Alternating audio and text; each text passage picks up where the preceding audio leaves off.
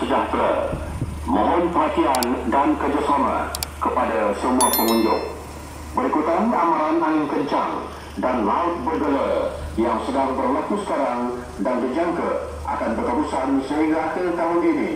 Pengunjung adalah dilarang untuk mandi atau melakukan sebarang aktiviti air di pantai. Sentiasa berwaspada, awasi anak-anak anda dari sebarang aktiviti air. Sentiasa jaga keselamatan anda dan keluarga dari sebarang bencana. Pesanan ini dibawakan oleh Jabatan